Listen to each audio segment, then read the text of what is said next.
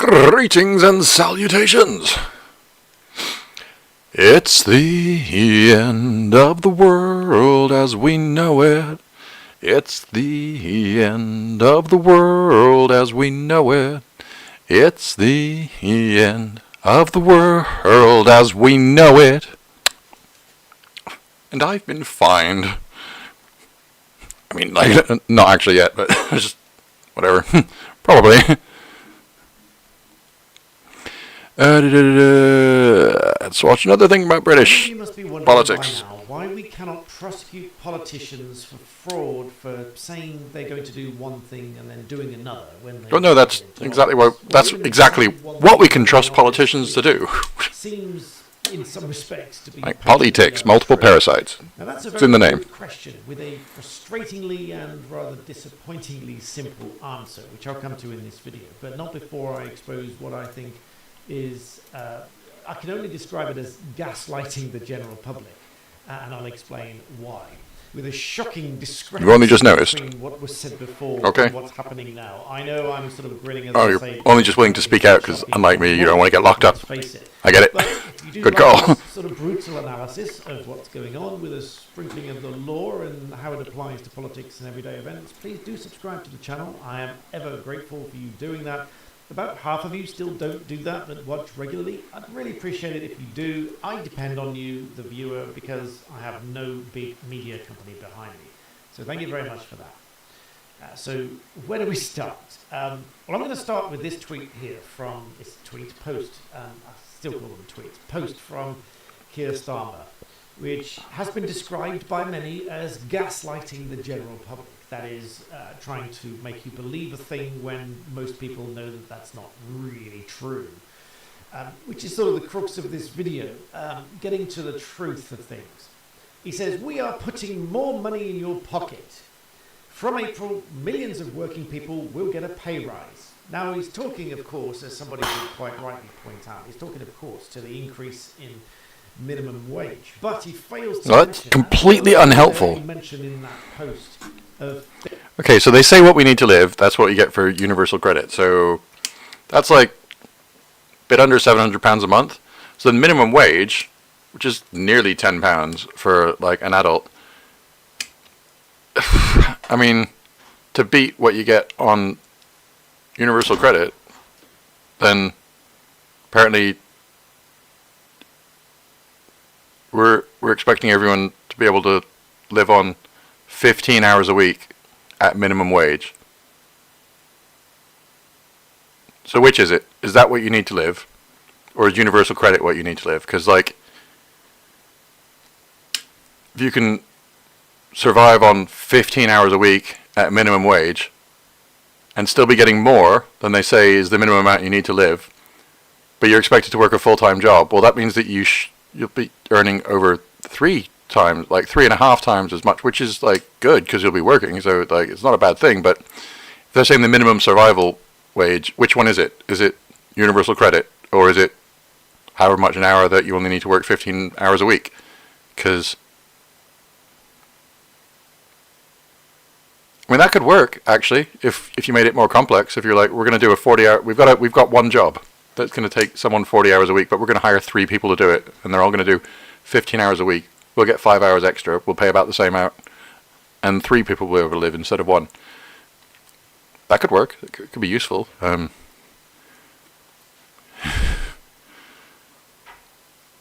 you know, like, this is how much you need to live, and this is how much you need to live, and massive discrepancy in the values. And they're just like, well, we'll put minimum wage up, and it's okay. So you're just pricing us out of industry, right? We can't hire people. You can't hire someone to do a cheap manual labor job because you've got to pay them £10 an hour if they're, like, or you can only hire them if they're really young. So we've got to stop like taking advantage of the young, but they're the only ones you can pay cheap. It's not even that cheap. And then when they get older, you got to like just give them an automatic pay raise. So they're not going to get pay raise. They're only going to get a pay raise based on their age, and it's ridiculous. It's like just stupid policies. They sound nice to the demographic that they're speaking to, but they're stupid. Things that are going up in price. So whilst you may on a technical level be correct that millions of people will get a pay rise, if they are on minimum wage, and the minimum wage goes. There's an awful lot of people going to get fired as well, though, aren't there? Vast swathes of people that are not on minimum wage and will not get a pay rise. It doesn't take account of those that received winter fuel allowance that will no longer receive it. Doesn't take into account the millions of parents who send their children to private schools who will have to pay 20% VAT on those fees, which is many thousands of pounds a year. Doesn't include any reference to council tax increases, which is quite a pointed subject, which I'm going to come back to a little bit further on. And it's also just punishing business which isn't run by the state. Electricity and gas increases.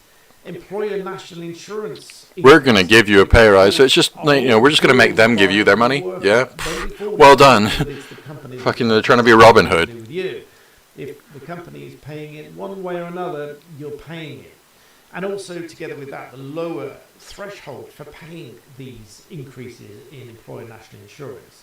Stamp duty increases, the energy price cap I've mentioned is going up, and very much more. We've talked about the farm inheritance tax, and not to mention that whilst he says... We also know that getting a pay... they worry that a couple of companies in the UK are taking advantage of the prices, so they set a price cap. I'm sure that they're actually, they're not so stupid that they don't realise that as soon as they do that, pretty much everyone just starts aiming for that. That's a target. Well, we're allowed to charge them this much, which is ridiculous. So then they're just like, well, let's charge them all that much then. So prices all go up because they've said this is how much you're allowed to charge them, which is set at a ridiculously high amount just in case to cover the stupidly high households. And it's not based on the size of the house and the number of rooms in the house or the number of people in the house or anything like that. It's just like this many thousands per household. So if you live in a one-bedroom apartment, they're allowed to charge you £5,000 a month for your gas and electric or whatever it is, whatever the price cap is. And then if you live in a Buckingham Palace, they're allowed to charge you £5,000 a month. Because it's a household, just one household, yeah. I mean, that's hypothetical. Buckingham Palace probably doesn't count as a household, or maybe it does. Rise. How many thousands of people are actually losing their jobs because these companies are cutting their staff because they need to cover their costs? The entire industries that are just non-viable in the UK because the minimum wage. There's plenty of people who would actually perfectly happily work at it. I could be considerably better off than on universal credit if I could earn £3 an hour for a 40-hour week. Then, not to mention, but that's illegal. I'm not allowed to. I can only do it if I become self-employed. And all of that sort of stuff. Subscribe to my money channel, all linked down below. Because cash ISAs are now apparently under threat as well. Because lo and behold, Rachel Reeves has sat down with a group of companies that said, we've got an idea. Why don't you take these billions of pounds that people have got saved away safely in cash ISAs and let us invest them in riskier investments? Now, of course, they would want to do that because then there's all sorts of fees and advice and products and everything else that they can... Because they've been gambling with their own money and now they've run out. Now they want to gamble with everybody else's money. It's a safe place to save the money with a little bit of a tax incentive on... Because they're due a win, probably. Fucking lost all yours. I've got a deep dive into ISAs. If you don't understand them, I don't expect everybody to... Which means fate owes you one. People either not interested in, haven't had the time to look into them. I've got a video which explains it for you in great detail, about 18 minutes worth of detail. I'll link that below. Go and watch that as well. But nonetheless, those cash ISAs are now potentially under threat as well. But we come back to the hypocrisy and saying one thing meaning another and doing another in many cases. Let me take you to a video which I'm going to borrow a small portion of from Talk TV. I'll link... well, I'm sure it's not going to be perfect. Listen to this. This is what Keir Starmer said about council tax before they got into office. Labour would freeze council tax next year. Yes, you heard it right. Yep. As soon as I heard that, I would say that means they're going to put council tax up, right? Well, we said it, but we didn't have any choice because... Well, that's not true. It's patently untrue. So how can a politician, I will explain a little bit later in this video, how can a politician make a statement, make a claim, which turns out to be patently untrue? And it is patently Very easily, they have no morals.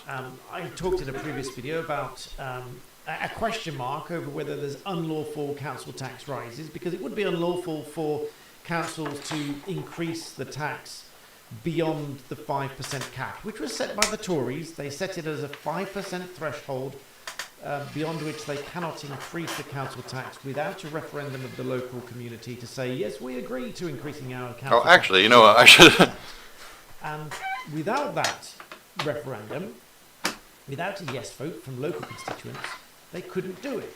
Save for they could always go begging to the government and say, please let us increase the council tax beyond this 5%. I should have like a vague go That below as well.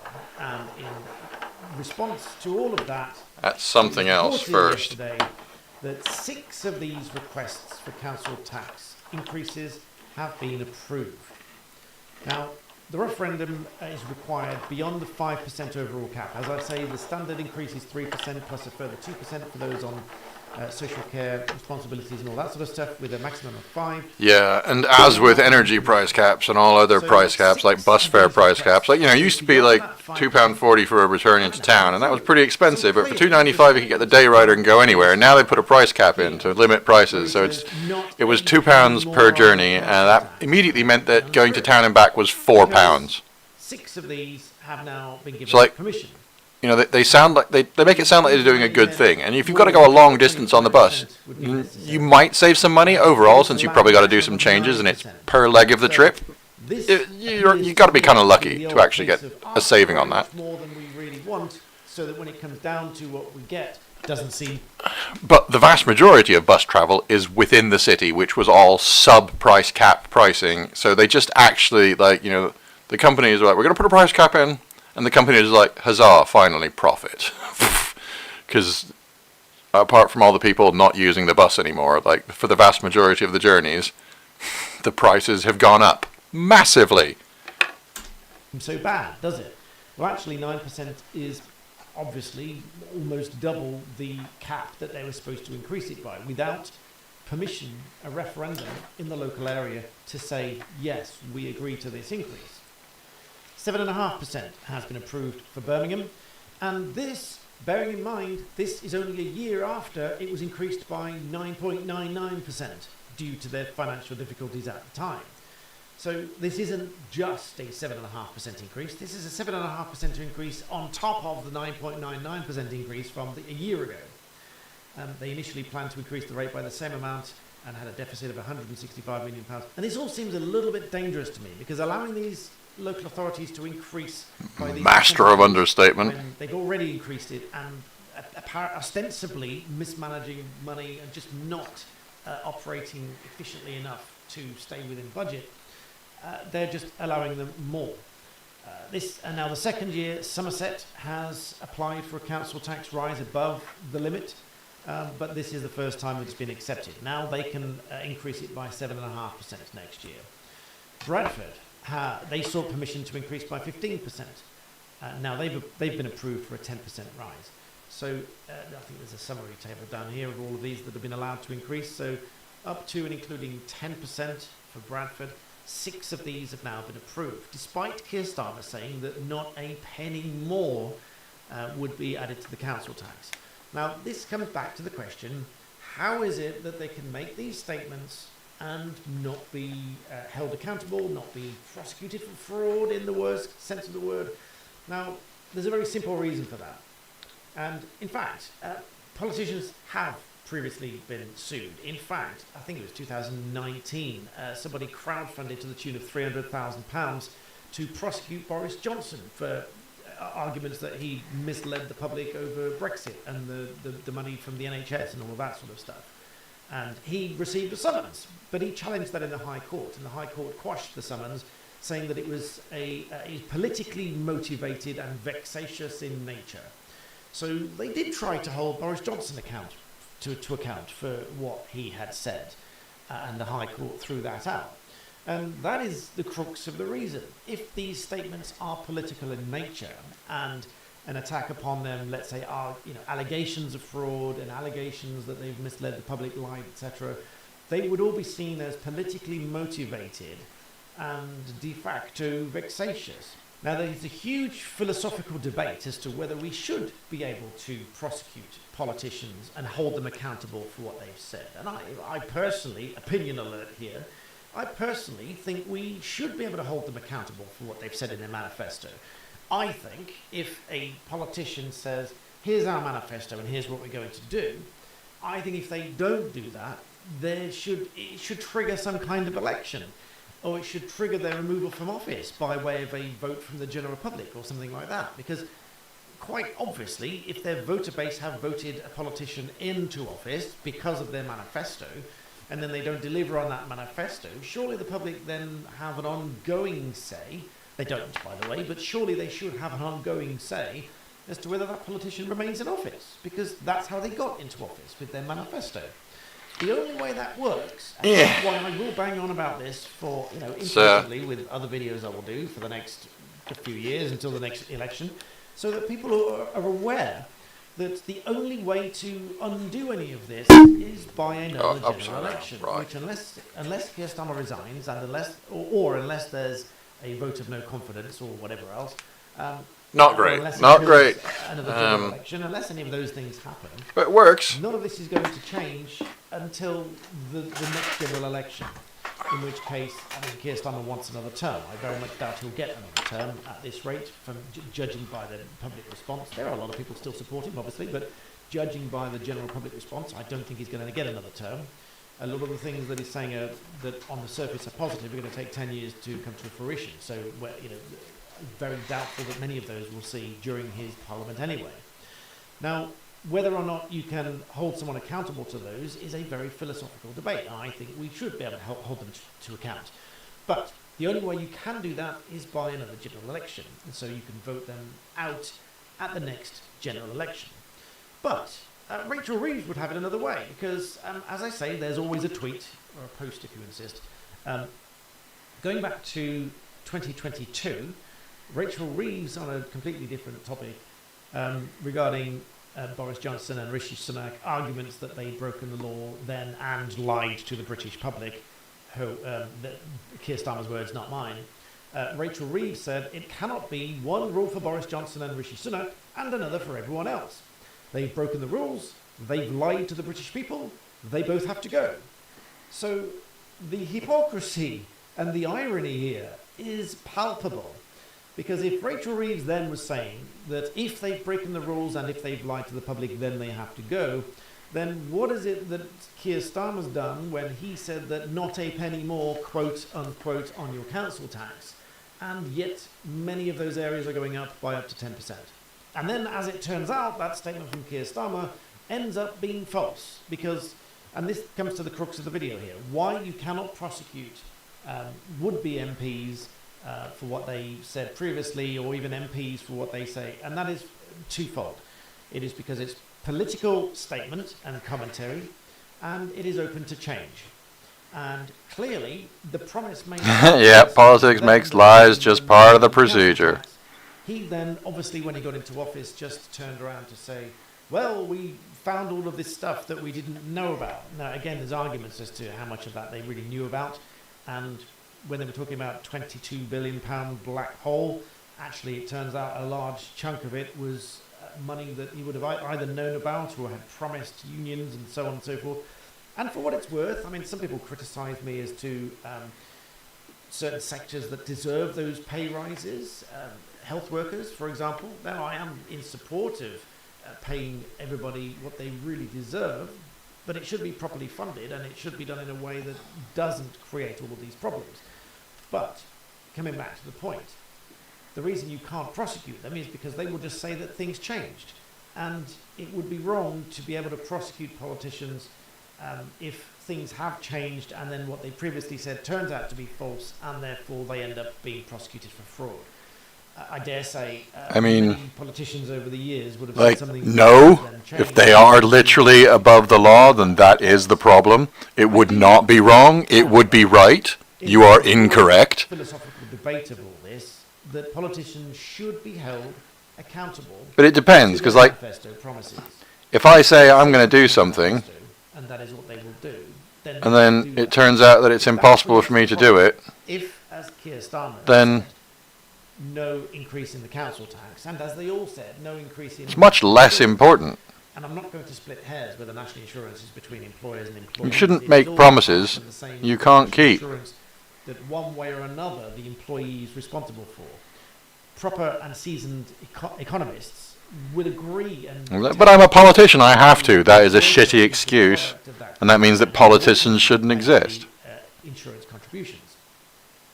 And so when they said there will be no increases, and there were increases, again, that is a contradictory statement. And so that's the difficult line. But I do think we need some rules, because otherwise this is going to flip back and forth for decades to come, and we're never really going to get anywhere. We're never really going to get a satisfactory answer.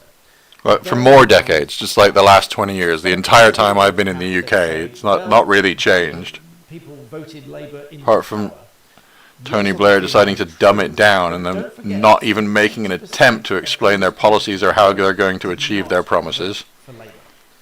Treat people like they're stupid and do your best to make sure that they are stupid. So you can go and check that. 80% of those eligible to vote did not vote for this Labour government. It's like taking your own country and dumbing it down is a blatantly stupid thing to do. In fact, I forgot to mention, Keir Starmer said the same thing.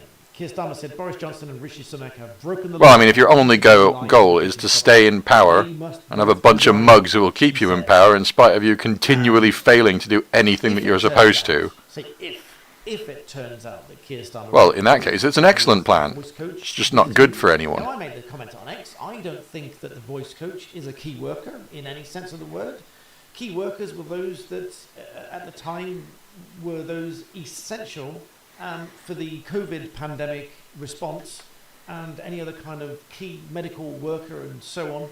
I mean, I made the comment that even as barristers, we were holding trials remotely by video in this very room that I'm sitting now. I did trials sitting right here. I did trials by video or even by telephone.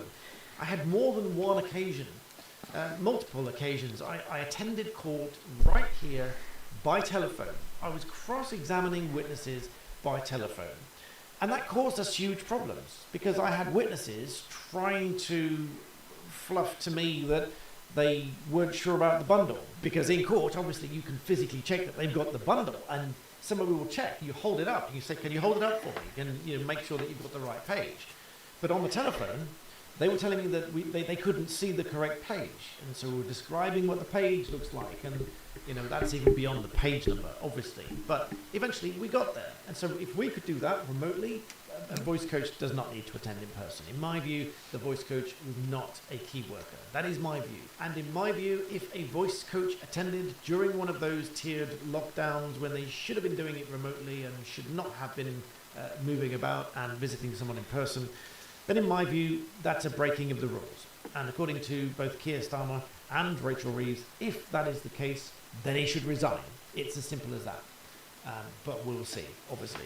We'll see whether there's an investigation first of all, and we'll see if there is, what the finding is, what the outcome is, etc. But I think we all can see where this is going. But I just thought I'd do this little video for you because a lot of people have asked, why can't we hold them to account? And that is it, really. It's because it's political... Because they have made it illegal for them to be held accountable political platform, for breaking particularly when it's in the law parliamentary privilege, which I believe my learned friend Alan and for committing fraud. one of his videos. I'll link it below, go and check it out. But let me know your thoughts in the comments below, whether you think... Let me know, first of all, do you think a voice coach is a key worker? I don't. My personal opinion, I certainly don't. So let me know what you think. Please do like the video and subscribe. That really does help my channel grow a lot more than you know. And as always, thank you for watching.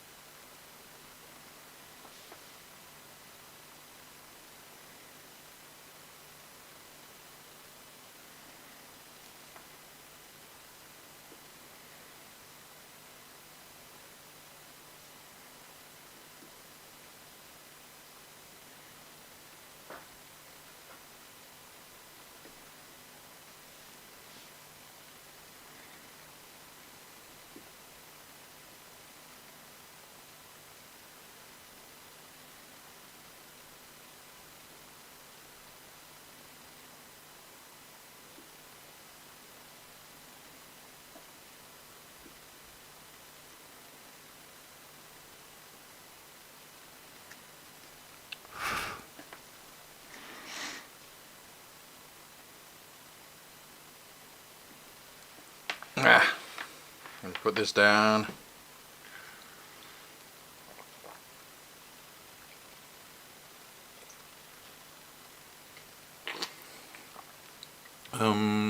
Diddly-um-dum. Is my wireless keyboard connected still? Oh, it is! Awesome. That means the wireless mouse should be as well. Hopefully. Oh, it's over there though. Blast. And for some reason, it was only working really short range. Now that reason was obviously the batteries.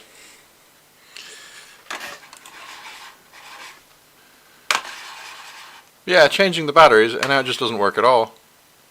Like the light comes on, but it doesn't interact. And it's on the same dongle, so that's weird. Change the batteries and it breaks.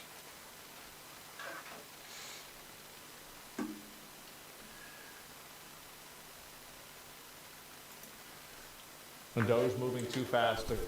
No, I think the issue is they're not whacking enough. Oh, There's this there concept it in is. private equity when you get a bankrupt company and you go It's in like the there, zero thing? you cut 20% more than your initial read. Oh, wow. And then you find like a pool of mercury, the organization gels back together again.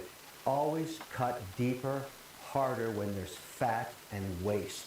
The FAA, it's not the people. The code is cobalt. It's from the 60s. It needs CapEx put into it for the technology. You need upgraded to make it safer. Fat like a chicken. All of these agencies are like big fat chickens dripping over barbecues of fat. This is the best barbecue They're so fat. True. I've ever seen, but I don't think it's happening fast enough. They're not cutting enough. Keep slashing, keep hacking while you have a 24-month mandate before the midterms. Yeah. Cut. He's right. More, Ooh, I'm on. more cutting. Believe me, I've it's not got gonna a chat work out up. just great. Everybody should be People with happy the about nuclear this. codes, cut them too. Cut everything. Because if you don't Well, see I had what a chat they're up, I didn't have the doing, they restream can't chat show up, you so. that they're adding value, you whack. Oh, I haven't got my It's YouTube, obvious, yeah. If they're what's how it, could you disagree with vertical chat that? up. If they're not doing anything that's valuable, get rid of them. They're even asking people to show them. Of course what I'm doing is valuable, but, This well, was a to story you. Friday, and literally Yeah. Elon said, "Oops, we gotta rehire them because nobody knows how to do what these people know how to do." Yeah, And they he need to admitted, think, okay, gets it wrong, let's swap. Yeah, you're gonna make mistakes. See, this is the way that these people think, is that they try to, like, it's like, this is the reason why bureaucracy and, like, Yeah, proving somebody really else big isn't companies perfect also move so slow. It's because should not lead you into the logical fallacy of thinking the person who's proved the other person isn't, who wasn't claiming they were, is.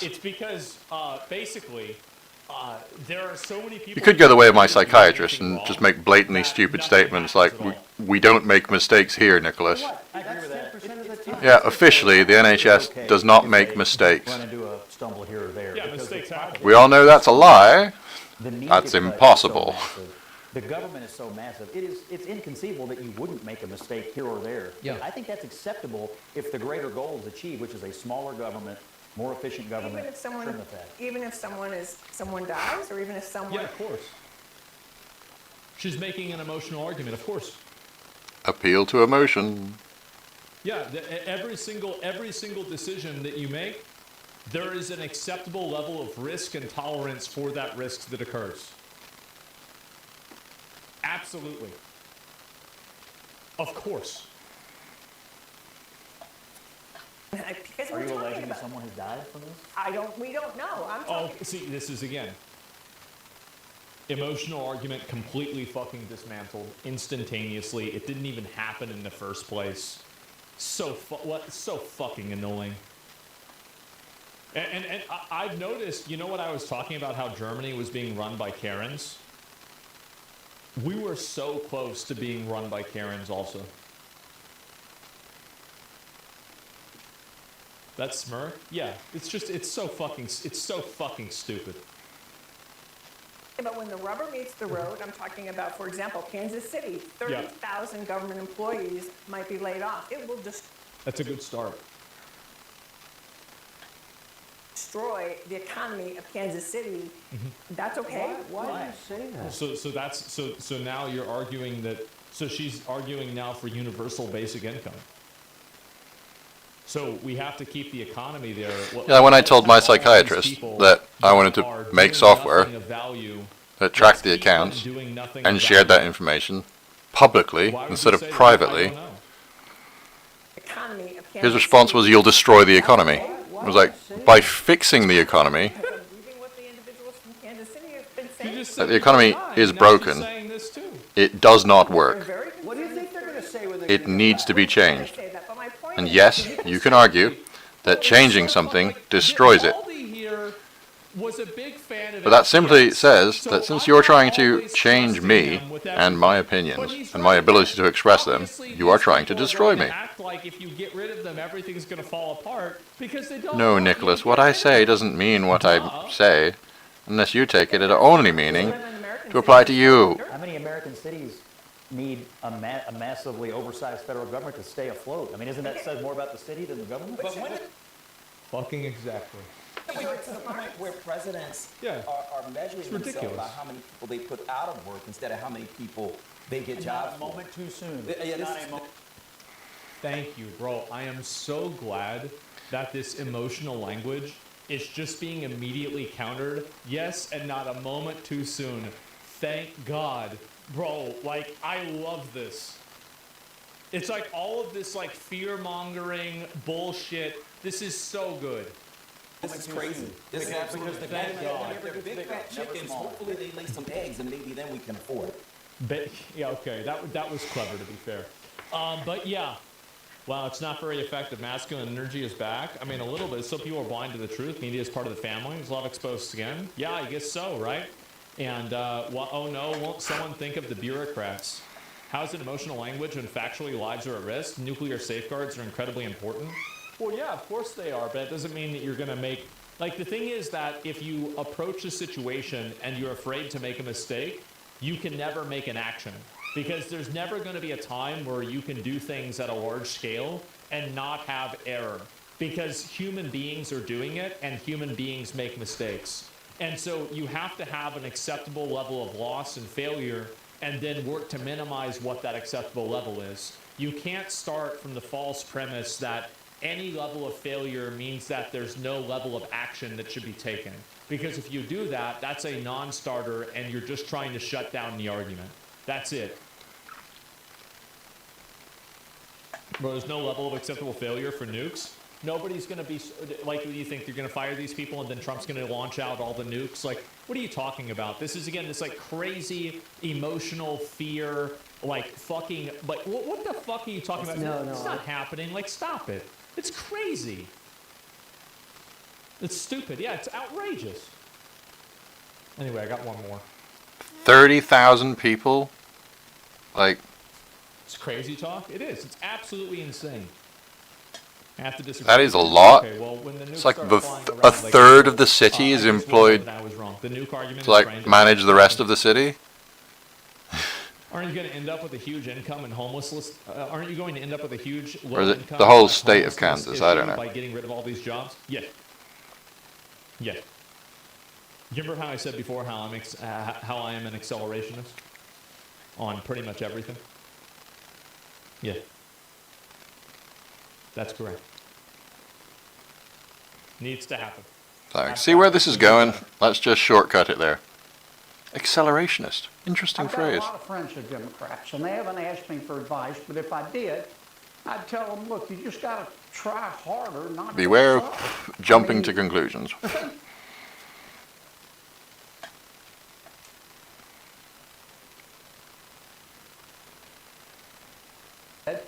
I'd tell them, Who look, you is just this got guy? to try harder, not to suck. Oh, I mean, God. think about it. Over the past 4 years, Okay, yeah, I know. the Democrats He's on the cash mismanaged patel thing. Congress, they mismanaged Yeah. COVID, they mismanaged the economy, they mismanaged inflation, they mismanaged the national debt, they mismanaged Afghanistan. More recently, in their opposition to President Trump and Mr. Well, Musk, they would the Democrats have chosen do the same as British politics, you know? And the same as European politics. They won on what should have been known to be impossible promises. Over the rule of law. Just Like, well, we didn't know that doing the impossible was impossible. We honestly thought we could. just like they support Hamas terrorists over Israel. All Democrats are not like this. Bullshit. There's The enough. party is controlled right now. Oh, that wasn't to by the people who all Democrats. majored in Of course, not all online anyone's or activism with a anything. minor and puberty blockers.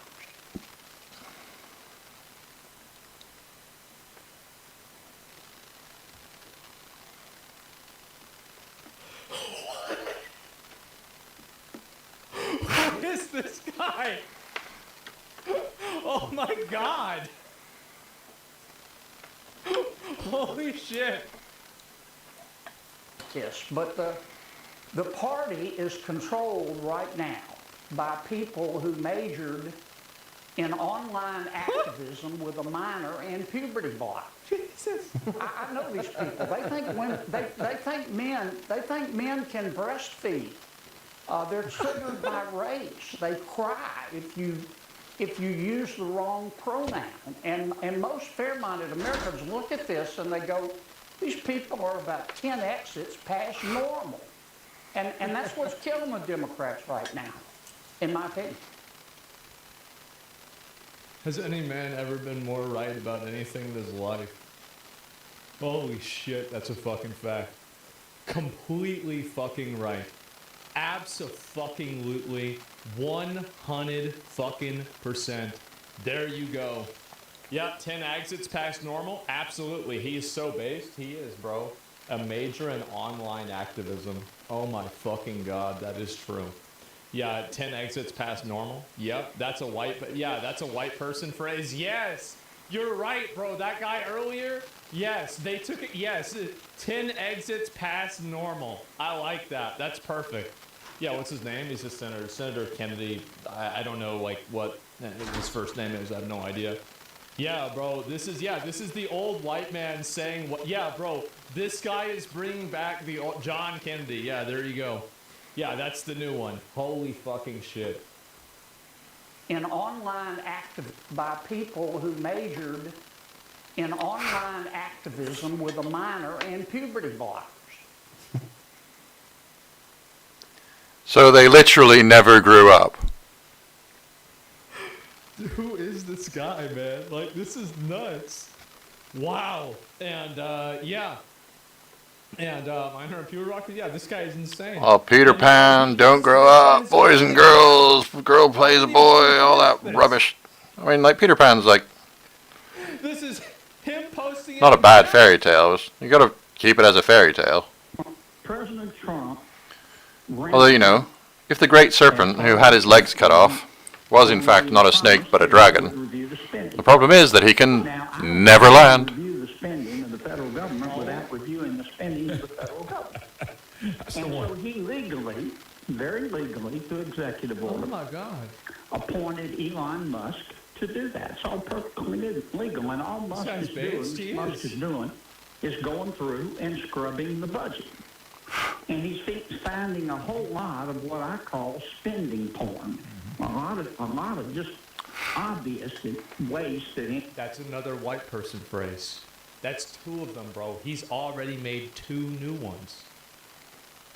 Any fair-minded person would conclude as waste. Damn. Now, the Democrats and the tofu-eating wokerati in Washington, D.C., they are just screaming. They are screaming like somebody stole their dog, man. They're just raising. It's illegal, and Musk wasn't elected. They're throwing everything they can. Yeah. And a lot of the pundits, the so-called experts in Washington, are agreed, but not the American people. American people support this. It's long overdue. It's going to continue. You're gonna steal your grandma's. Yeah, The logic. Elon Musk is gonna steal grandma's Social Security. said before, need. It's like, I mean, to be fair, it's the left-wing version of us paying for trans sex change operations for illegal migrant felons. It's just so fucking ridiculous, it's funny. To fill out a hurt feelings report and accept it because Did you see Dragon Age won 4 awards? Yeah, by the way, No. what we've read about I didn't already see is that. probably just the tip of the iceberg of what they're Probably going to is. find. Yeah, dude, this guy is, man. Oh my God. Wow. I didn't know what this guy was about.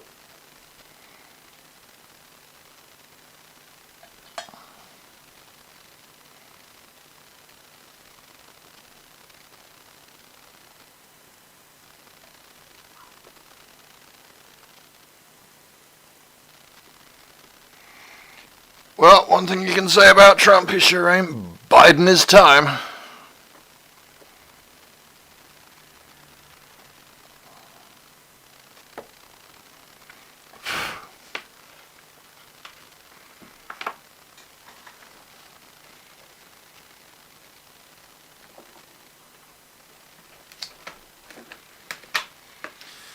I'm going to go do a coffee cycle, so unplug that for a minute. Have to warm up.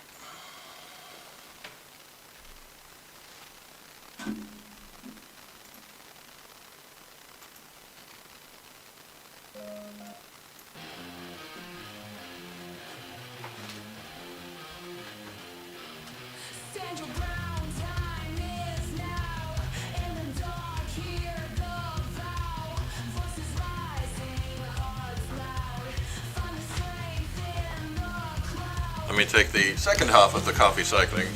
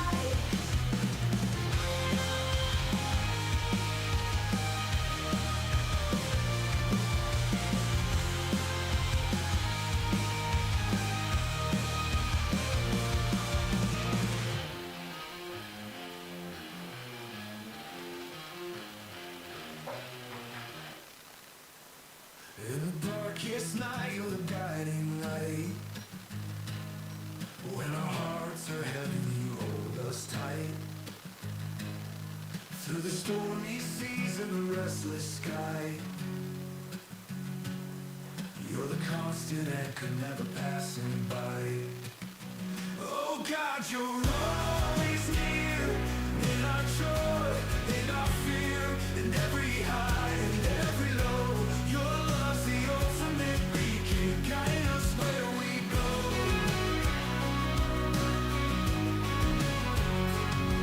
When the world seems cold and the path unclear,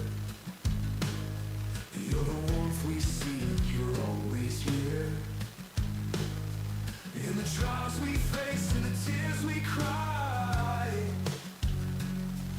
Your presence comforts, you never say goodbye. Oh God, you're always near. In our joy, in our fear, in every high, in every low. Your love's the only Hello. we can guide us where we go.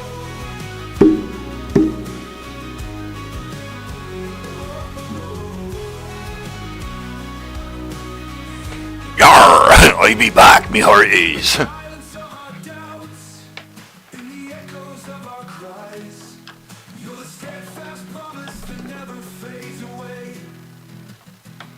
Every moment, every breath, you're the reason we arise. With your grace around Now I'm just gonna unplug that again for a minute and see if there's any.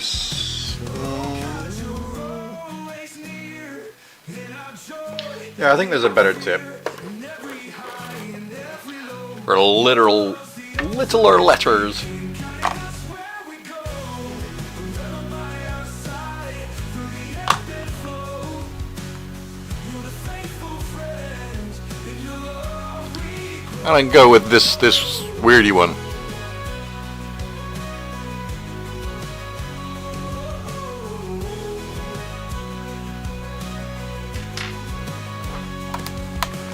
Trials we face, in the tears we cry. Your presence comforts, you never say goodbye.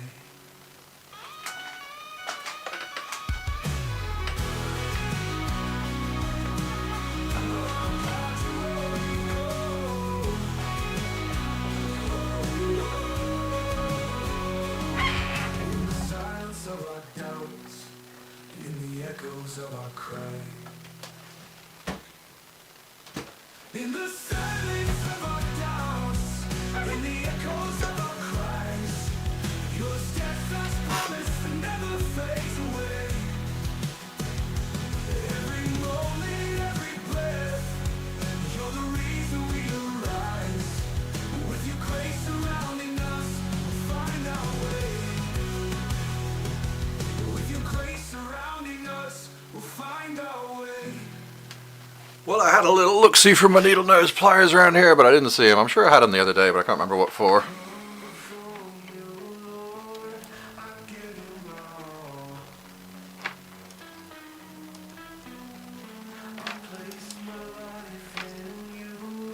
It's yours to control.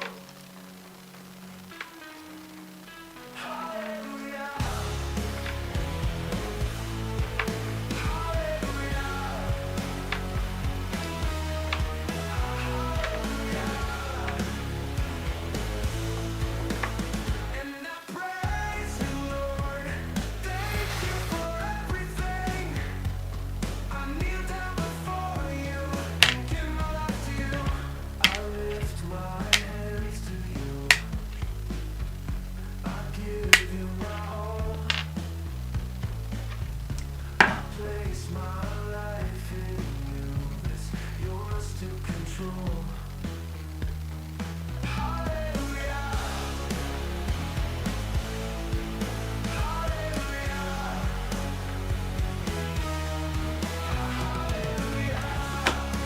And we plug it back in. Huzzah!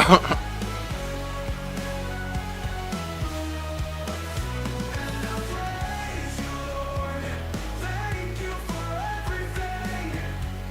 I kneel down before you and give my life to you. I lift my hand. I give you my all. Well, I mean, like, if I go out with this and the hat, I'm not going to get Matrix or Neo or Morpheus. I'm going to get, are you a wizard, are you? Or something, hopefully. The Neo, the Morphe Neo Matrix wizard, I don't know. Like, you know, I'm definitely not Neo. But if you choose to follow me, you might be a little bit neonic. I might be a little bit neonic. It's a new style. Yeah, it's going to take a little bit to heat that up.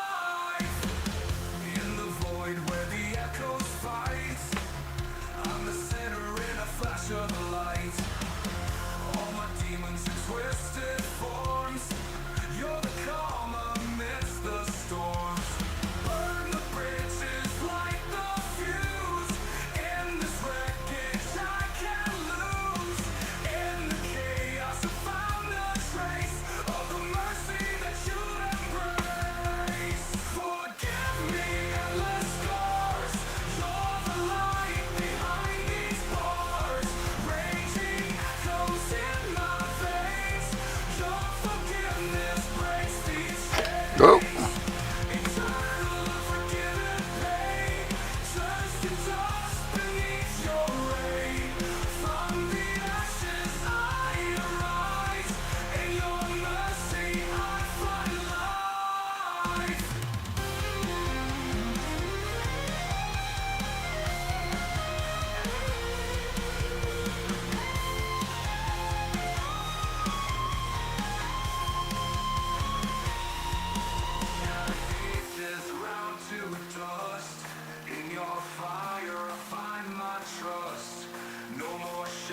Oh shoot.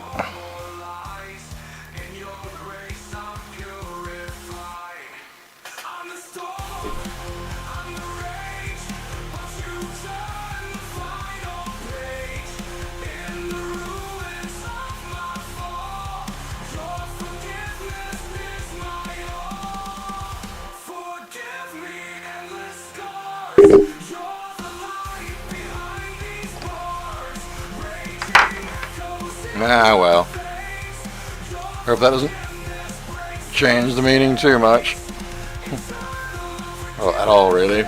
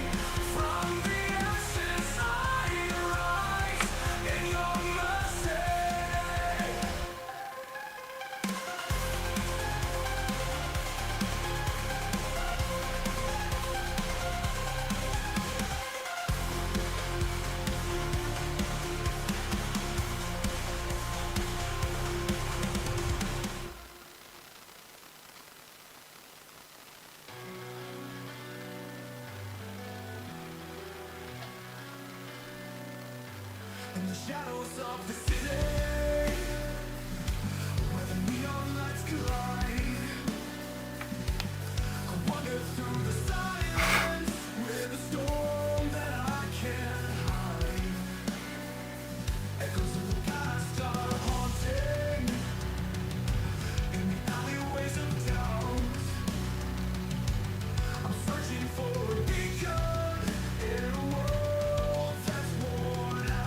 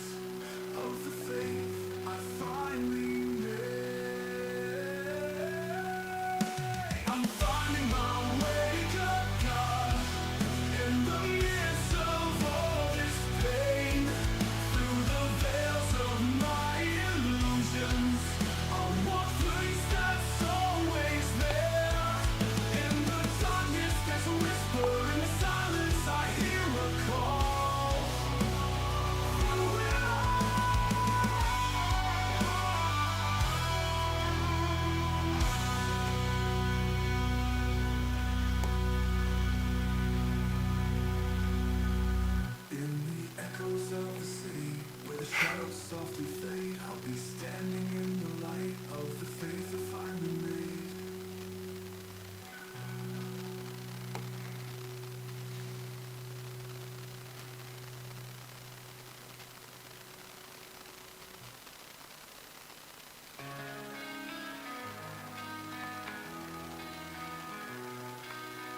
Fell to the ground flat, lost my way in the dark.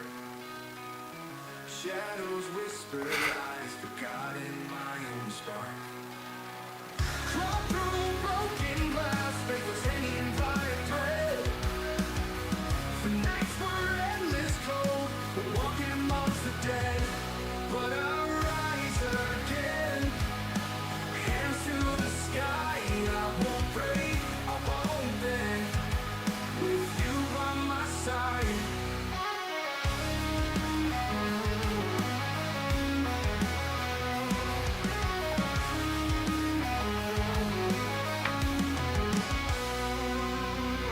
Crawl through broken glass, faith was hanging by a thread.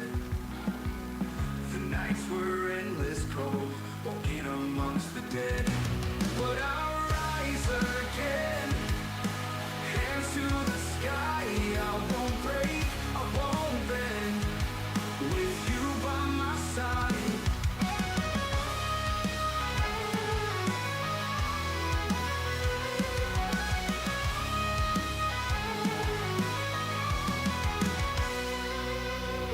Scars tell the story here of battles I thought were lost. But the spirit pulled me near, paid no matter the cost. Lightning in my veins, rising from the pain. Found strength in holy chains. Never be the same, but I'll rise again. Hands to the sky, I won't break, I won't bend. With you by my side.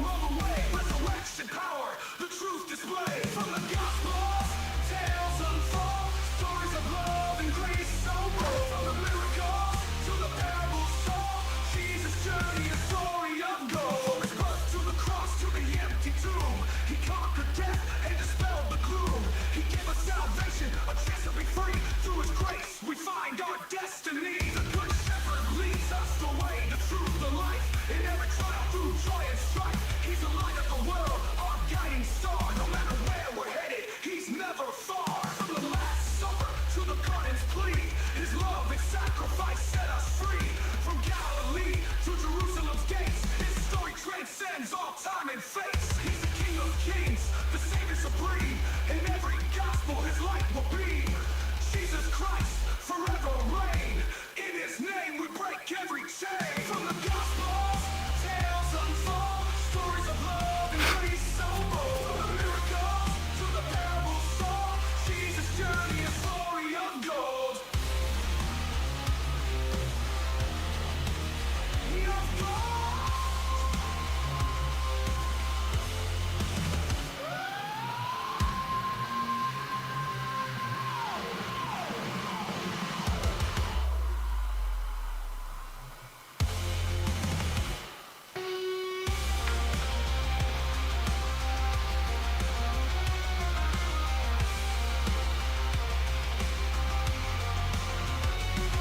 From the Gospels, tales unfold, stories of love and grace so bold. From the miracles to the parables told, Jesus' journey, a story of gold.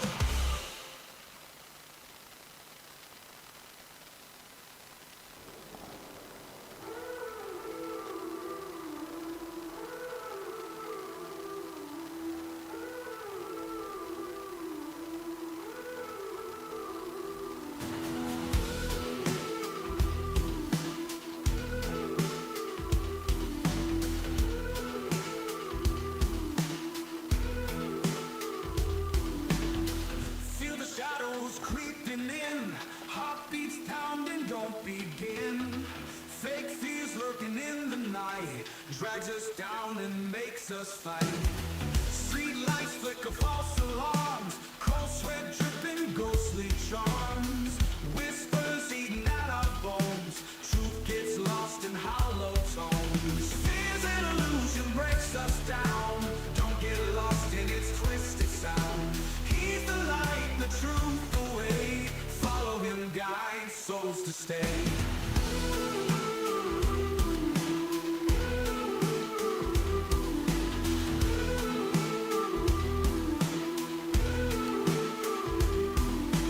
Doubts dig deep inside our skulls, like a dagger, fear controls. Hope gets crushed under the weight, needing faith to seal our fate. Mirror eyes reflect despair, angels whisper, heed their care. Fear can't hold a holy light, God's embrace, it feels so right. See the truth through all the lies, tear the mask from dark disguise. In his grace find peace and rest, follow God, forget the test.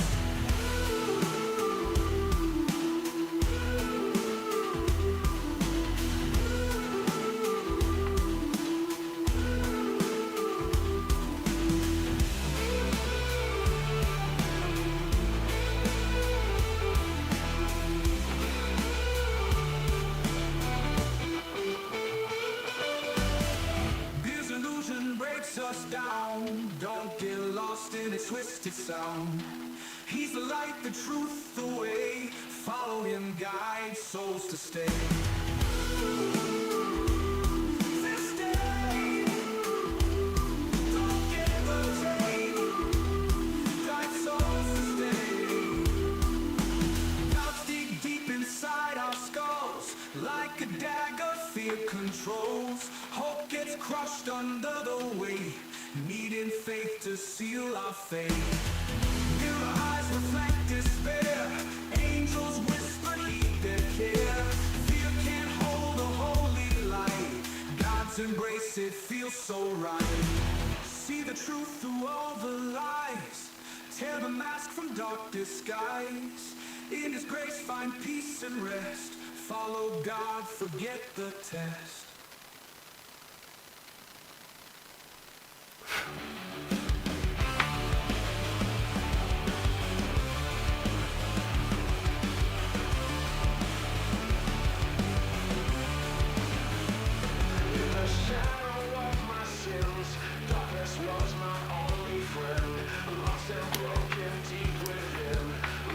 For the light again. In the shadow of my sins, darkness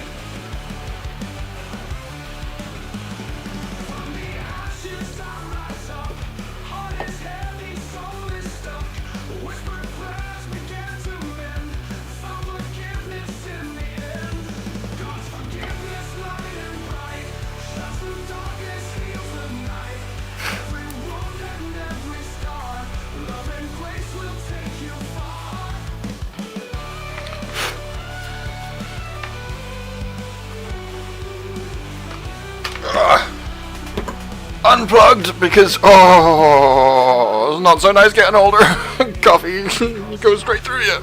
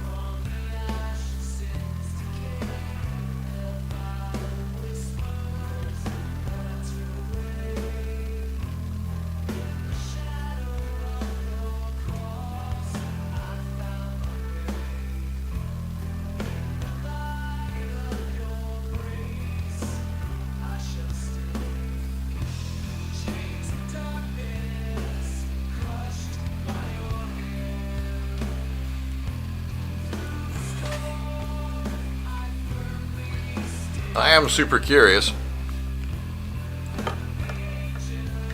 I am super curious at the moment. I think this camera, Droid Cam, should keep going. I suppose this is actually a good opportunity to find out if it supports floating window.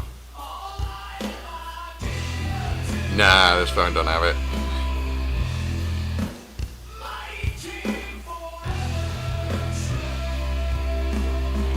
Okay, I bet I don't have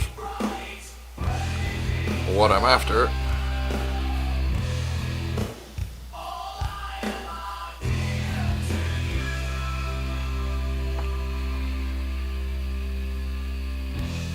Not on this phone yet. I will in a minute. Just gonna check and see if it actually translates. Yeah, see if Google Lens can give me a Google Translate on the Google translation and my reproduction of it. I'm not super hopeful, but maybe.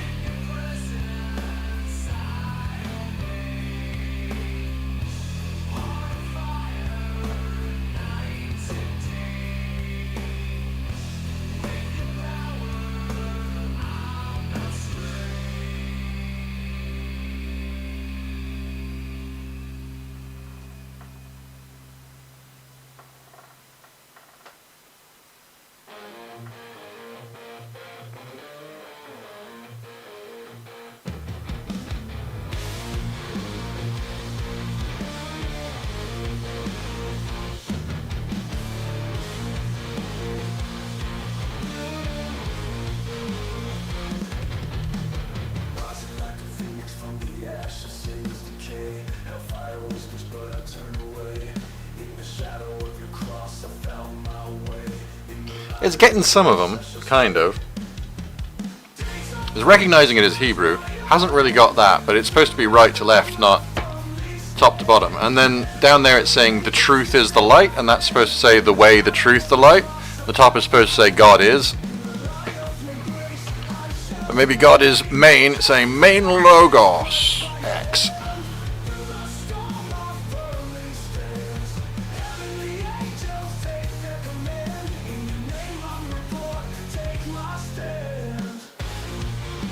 And then that's saying Azar's love life. Supposed to be love, life, and light. Or, no, love, light, and life.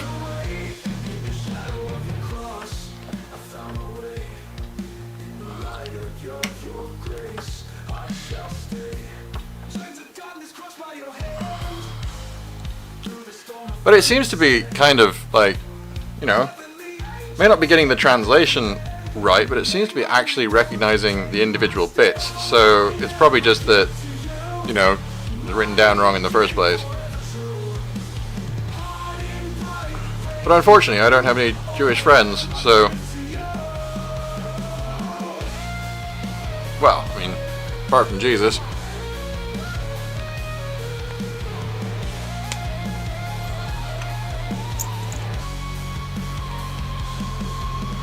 Crowns and thrones, they fall away. In your presence, I obey. Heart of fire, night to day. With your power, I'll not stray.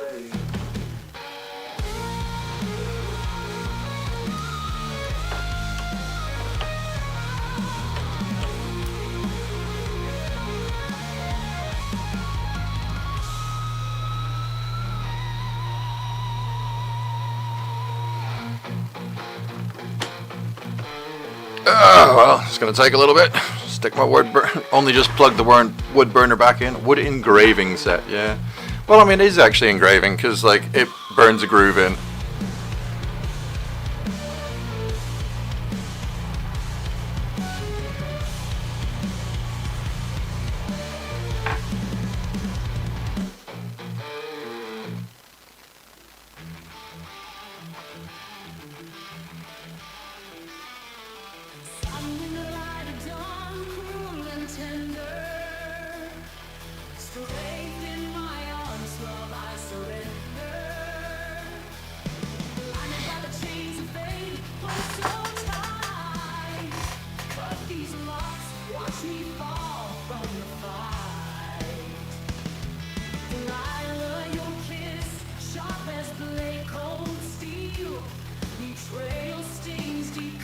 Nope, not hot enough yet.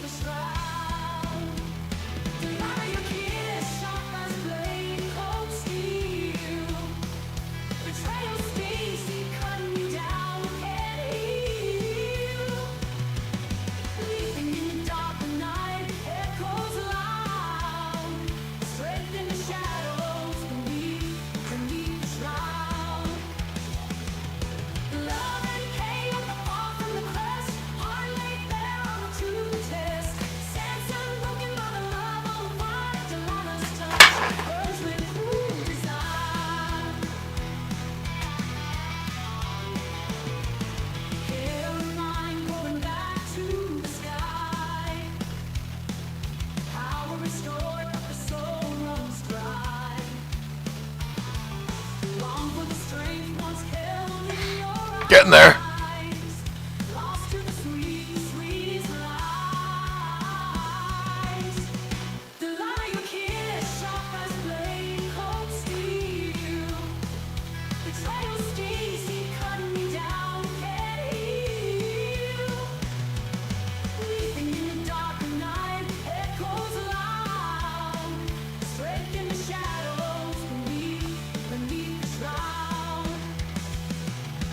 Love and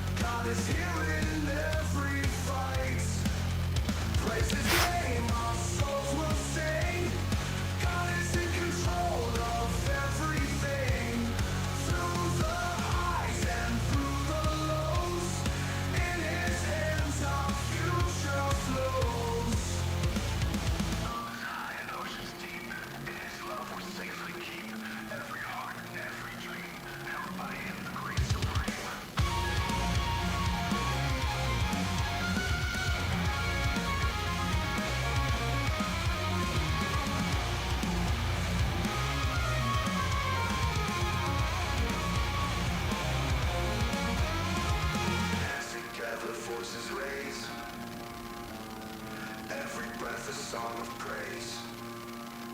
Faithful, ever, kind and true. God's control sees us through. Praise His name, our souls will sing. God is in control of everything. Through the highs and through the lows, in His hands our future flows.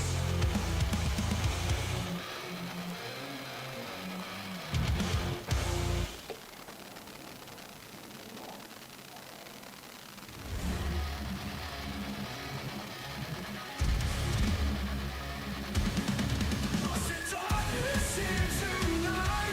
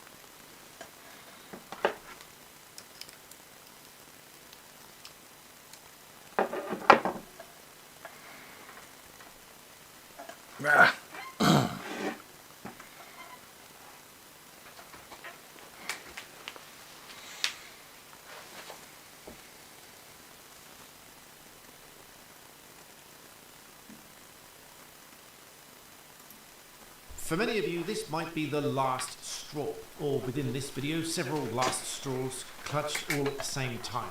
But this one in particular. Keir Starmer has, for the first time, said he is ready and willing to put UK troops on the ground in Ukraine to help, quote, guarantee its security as part of a peace deal. Odd, for reasons I'll explain, but I'll come back to that a bit later. Now, I understand... I mean, you know, European politics is all freaking bluster. Etc. But those of us in the UK, many of us in the UK... Russian is not. ...the notion of putting UK troops on the ground in Ukraine in potential direct conflict with Russia. That I can't stress enough. It's garnered the attention of the BBC, Sky News, and the editor of The Telegraph, to name a few. I'll link one or two of those in the description below. You can go and read them. But first of all, as usual, if I may ask you to subscribe to my channel if you haven't already, so you don't miss any future videos, help my channel grow.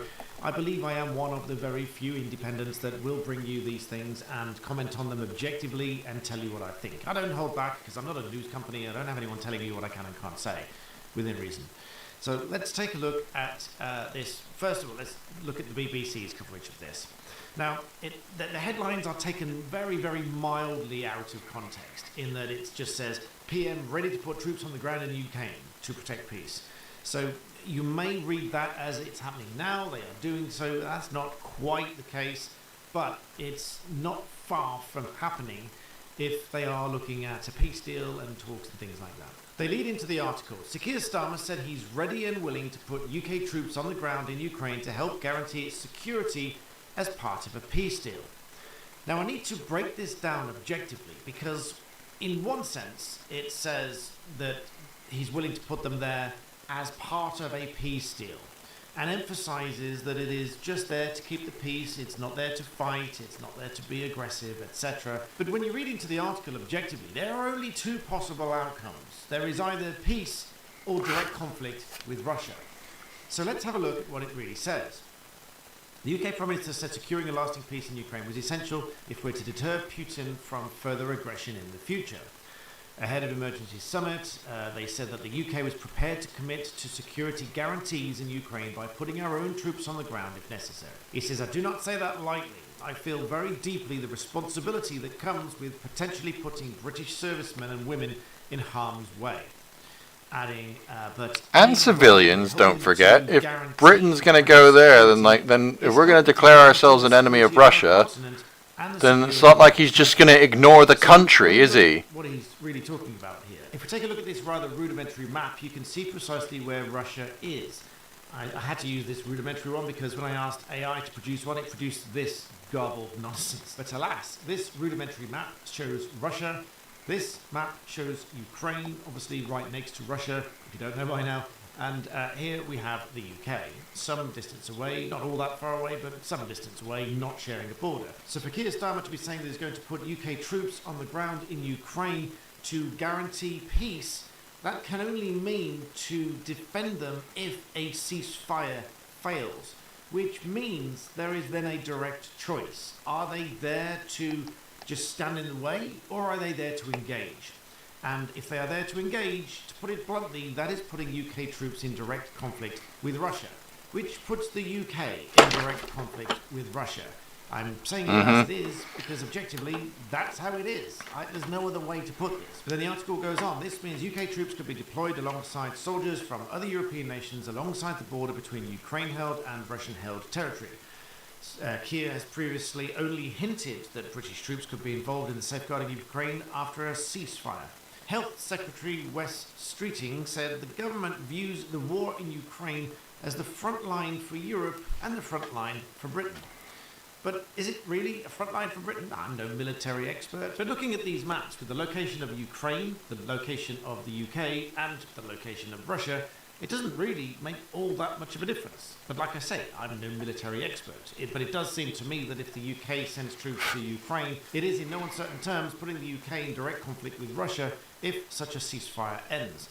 Former MI6 Chief Sir John Sawyers also warned that any peacekeeping force sent to Ukraine after the war must have a very clear mandate to ensure ceasefire agreement holds, which is another way of saying, well, if it doesn't hold, then we are in serious trouble. I think that is a very reserved way of saying we are in very serious trouble if that ceasefire agreement doesn't hold, because we will have UK troops on the ground in Ukraine. Let me know what you think about this in the comments, because I think as people of the UK, much more than just voting for a government, and we've got the government that we've got now, I think much more than that, I think we do and we should have a say in what really happens and whether UK troops go to Ukraine in situations like this. Let me know what you think in the comments. I think that would be a very fair thing to do. But this, among many things, appears to be an example of what Keir Starmer and his government might do that many of the UK might not agree with and may not be in the best interests of the UK. But as I say, I'm not the expert. But now also another odd bit of news that Yvette Cooper appears to be trying to copy Elon Musk's Doge unit.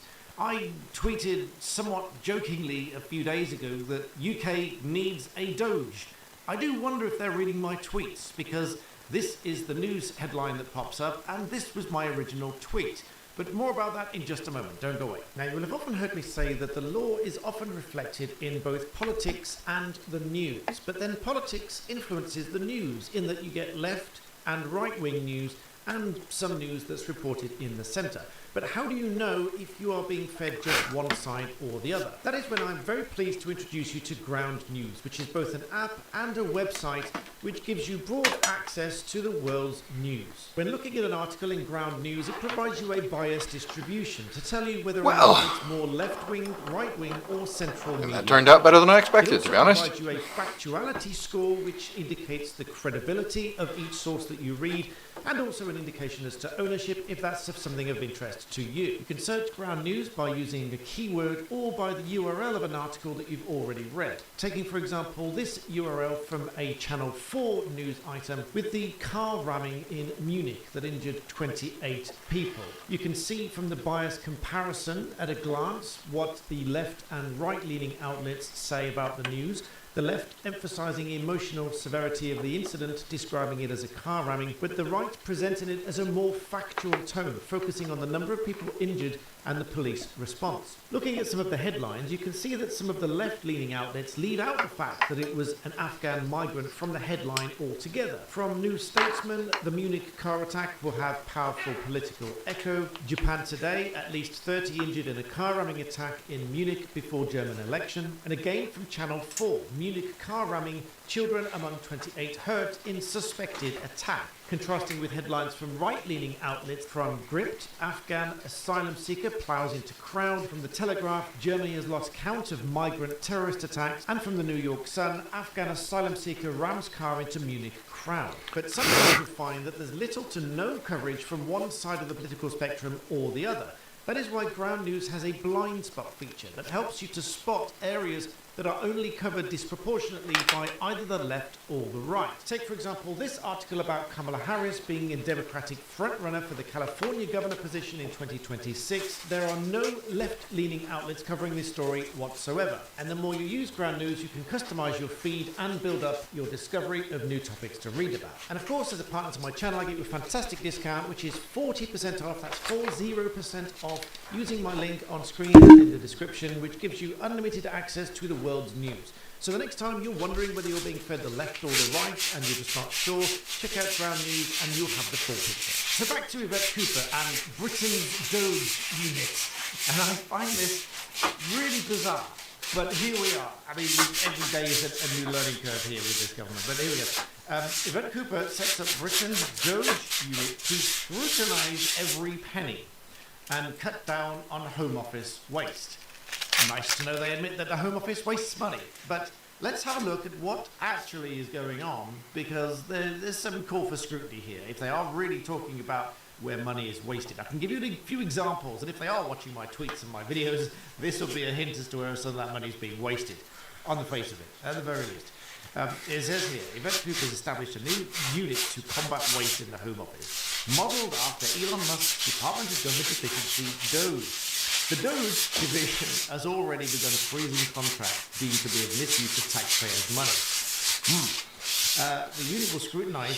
Yeah, it's people British politics. They're going to just cover all bases. Limiting the use of external. What they're doing is terrible. We're going to do it too. We've seen consultants and other contracts and things handed out. I won't even bother. Just, if you don't like it, don't worry, we're on your side. If you do like it, don't worry, we're on your side. Somewhere else in South Africa. ostensibly nothing to do with the UK, and yet they've spaffed £80,000 away on that. So really make of that what you will. That's where some of the money is going. And don't even get started on what they spend with the World Health Organization. Expensive away days as external venues are set to be banned after the new initiative following criticism of recent civil servant events held at the opulent Central London Ballroom, etc., etc. They appear to be looking through these contracts. But let me give you a few examples here. This one, actually, this is...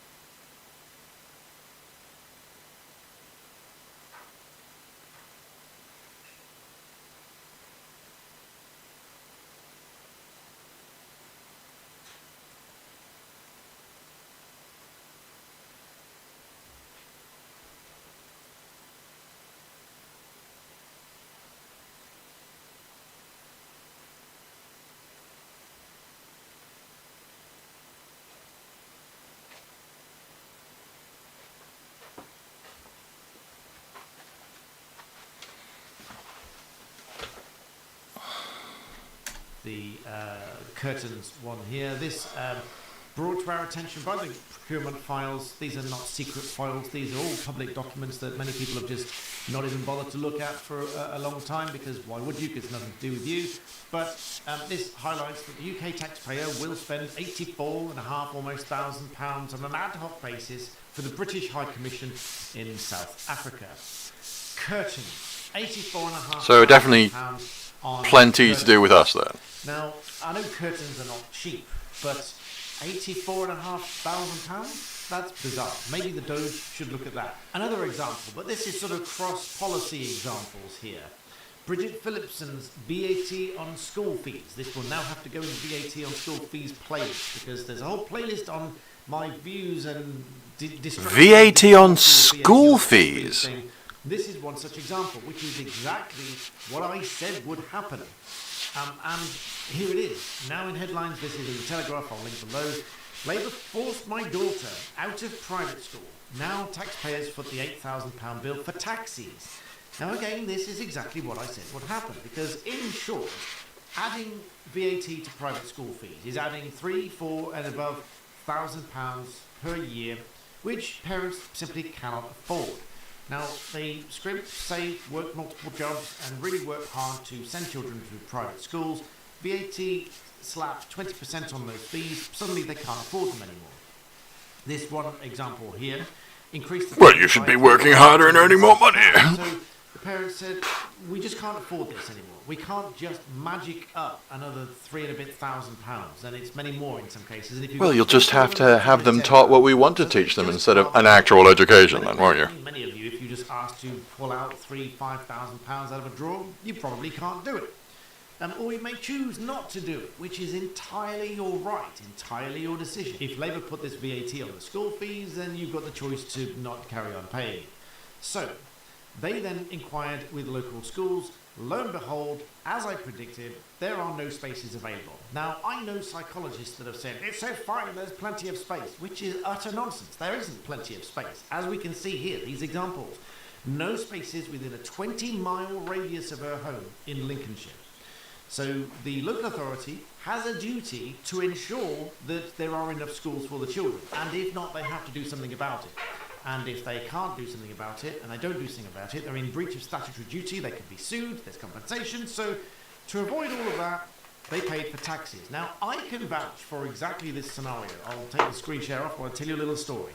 Now, this will just go to prove that this is not a new thing. When I went to school many, many years ago, and I turned up at school in September to start my A-levels, and bearing in mind that they'd agreed to run those courses for me, etc., I was starting my A-levels then in September. So I had a message in the bulletin in the morning to go to the careers office. They sat me down and they said, unfortunately, which is a word I hate because it's just sugarcoating bad news, just give me the bad news, and I hate that word to this day. They said, unfortunately, we're not running law, computer technology, and music. So you can't do those here. So I said, well, what do I do? And they said, well, you have to choose other subjects or go somewhere else. And I said, well, I can't go anywhere else because how am I going to get that combination of subjects last minute somewhere else? So I ended up going to 3 different schools. And initially, my school had to pay for taxis because I put in a formal complaint. They tried to bat it. I went to my MP. And I even threatened to sue them, I think, as I recall, pre-lawyer days, you understand. I was looking to do A-level law. I did ultimately go on to do A-level law, did reasonably well, but they had to pay for the taxis to get me to that school because otherwise they massively let me down. So this is not a new thing. This has been going on for a long time. And obviously, relatively quickly, I got my... Yeah, like my school, so you couldn't do maths and physics because they conflicted with each other. So I can tell you like, that very much what? is, But aren't they like... and said that 22 isn't that like a really... no vacancies for pupils Like, that's like the combo you should do though, isn't it? If you're going to do physics, you should do maths. Probably. Oh, no. Can't do those two together. Not counting for the fact that not only do they not get the VAT money that they were banking on from the original, so they don't get the £3,000 on the VAT that they were going to get initially, but they now have to fund the local authority space, which is, the last time I checked, £8,000 on the school fees alone. For the state-funded schools, that's what it costs per place. So that plus putting... There was the whole argument as to... there and back every day. It reminds me back in my school when I'd come here from America and they'd taught us how to do like multiplication and long division and stuff like that. Yeah. Of course you learn long division at age 7. Well, they started trying to teach us it again at age 14 or so in the UK. But you know, they're also making us just memorize times tables and stuff, and so the other kids are like, okay, well let's do a multiplication challenge or something, and they were proving me that it's better to memorize. We'll prove it, yeah? See, we're quicker. Okay. What is 14 times 14? You don't need to know that. Tests only go up to 12 times 12. That's all you've got to memorize. So you don't know how to do multiplication. Of course I do. No, you've memorized a table. I mean, you don't know how to do multiplication. You do know how to do memorization.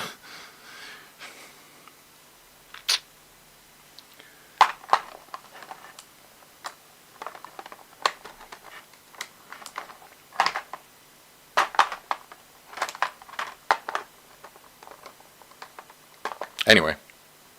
Is over £8,000. So not only do they not get the VAT, it's a triple whammy. Not only do they not get the VAT they were banking on, but then they have to fund the local authority for the space that they didn't have to fund before when the parents were paying for the private school fees, and they have to double it up by paying for taxis to get her to that school because there's no school available within a 20-mile radius. The closest school that they found that they had to ferry her by taxi was 25 miles away. So if Yvette Cooper wants to set up in this Doge unit to look at something where money is being wasted, maybe have a chat with Bridget Phillipson on reversing this policy, and you'll probably save a bit of money there, because this will not be an isolated case. It's just one that's being... Well, yeah, but how will they save the money? Because I rather suspect that they'll go, no, that's a waste, no school for you. This is a post on X. I'm just showing you as it is. This video, I kid you not, shows 2 police officers. By and large, it's somewhat. These police officers are standing here, completely ignoring be honest, the van, by the way, that is parked from what I've seen, which you know, appears to be parked on a junction, on a curve, double yellow lines. they're not teaching them anyway. Like, you can get the occasional good teacher, but in general, they just want to train them. So it's obstructing the highway, it's obstructing... Get them into the habit of doing what they're told. You can count the offences there. Carry that on through university. Why are they doing nothing about it? Because this post claims that West Midlands Police have deployed 2 police officers to watch someone silently praying, ignoring the ban in the process, and ask the question, is this really a good use of money and resources? Well, on the face of it, no. Now, it appears that this might be, I haven't read into it, it appears that it might be one of these public space protection order things, and the police are there because it appears that someone's breaking a public space protection order, and they value that over the van that's causing a danger to every other road user. But here we are. Speaking of other wasted money, whilst they're going on about this 20-something, whatever it was, billion-pound black hole, Rupert Lowe raises a very interesting point that we are, on the face of it, giving more and more and more money away to Mauritius. And that is notwithstanding the recent claims of investigations against the officials in Mauritius. Rupert Lowe says, stop giving our money to Mauritius. Starmer gives another £12 million in foreign aid despite the Chagos giveaway. Now, I really don't understand why. I tweeted as much, posted as much. I said, just why? Why is this happening? Why are they sending millions and millions of pounds away when they are giving the islands away and paying for the privilege? Now, you may have also seen in the news that they are saying they're going to spend more money on legal aid to process asylum claims, which will process them more quickly. Now, okay, that probably will process them more quickly, but that will also mean that more of them end up staying in the UK and more money spent on them, etc. Which is a little bit odd then when you compare that with the small boat arrivals, which we keep a track on. 12th of February, 99 arrived in 2 boats. 9th of February, 62 arrived in 2 boats. But 2 days ago, 15th of February, 240 arrived in 4 boats. Right, so the wear of face mask was only to avoid breathing in any dust. Arriving by boat. They are so actually, by the looks there's wood stain, dark oak. Here, they are on the face of it. I mean, even before they get going to use it on Hawthorne. By our own boats and brought in. So this is very much not protecting our borders. So if they want to save money, this is really one area that they should be looking into. But in the way that they are looking into it, apart from the previous videos that I've mentioned, sending money to Tunisia to increase their employability so that they have no need to come to the UK, which you remember I said on the face of it appears to prove that they are economic migrants, get a load of this updated one. This updated plan is Britain is expensive, run down and prejudiced. This was an ad campaign apparently run aimed at of course we're prejudiced. migrants away from coming to the UK. No one ever tells us anything's our fault. Social media videos Never our show fault. Shops covered in graffiti and migrants complaining about Brexit, discrimination. It's all them foreigners. You really couldn't make this up, and you really would struggle to believe it. But We ain't done nothing wrong. independent article. I will try to remember to link below, but you can find it online. It's impossible. Government-funded advertising campaign. We're British. The UK is expensive, run down, and prejudiced in a bid to dissuade Albanian migrants from coming to the country. Videos using the social media drive designed to reduce the number of people on small boats crossing the channel show shops covered in graffiti and broken furniture scattered on a housing estate, which is pretty much what a lot of the UK looks like right now because of the rundown nature of these areas. Calling it and saying it as it is, it's a fact. Titled Stories of Britain, they also contain Albanian refugees complaining about the cost of living in Britain and the prejudice they face as part of a £3.75 million a year project funded by the Foreign Office. So, bringing this full circle, if I find my tab here of Yvette Cooper saying that she's setting up this Doge, the Britain's Doge unit to scrutinise every penny and cut down on Home Office waste, I suggest, respectfully, that the £3.75 million spent on this social media advertising campaign to dissuade these migrants from coming to the UK in the first place, perhaps spend that money on actually physically I don't trust it. borders. safely. It can be done safely. You know, they're just trying to get funding for a new department. I don't think that they're going to do anything with it because they're politicians. We have a duty to ensure that they are kept safe. But if we can pick them up safely, we can take them back to France safely. And if even some of this £3.75 million was spent on persuading France to take them back, rather than on a social media advertising campaign to convince them that the UK is rubbish and they shouldn't come here, I find this utterly bizarre. And I know I try to keep my videos objective and opinion free, but I cannot, with a straight face, tell you that I think this is a good idea. What's the point in making videos then? A social media campaign to try to convince these migrants that the UK is really rubbish right now. Don't come over here. And it seems that the stats agree. The British people are freaking awesome. Foreign Office documents seen by the Apart from reported by the not standing up to their government enough, but I understand why, because like, to be dissuasive communication. speak out, Well, you're gonna end up having a mental health diagnosis and locked up with no trial, didn't work. I can't drugged out of So existence. there's a waste of £3.7 million that could have been better spent elsewhere. So Yvette Cooper really is setting up this Doge. And if they are really watching my videos for ideas, there's an idea. Maybe don't spend £3.75 million on a social media advertising campaign that is just not going to work. But let me know your thoughts and comments in the box below. Let's see if we can get some ideas going in the comments. I think as a society and as a community, we'll probably do a better job than the Home Office and the Foreign Office. But what do I know? I'm just a legal commentator. But in the meantime, do let me know your thoughts. You know what, I should get a cruddy towel at least. I am independent and I'm going to stay so. So thank you very much for watching, and I'll see you next time.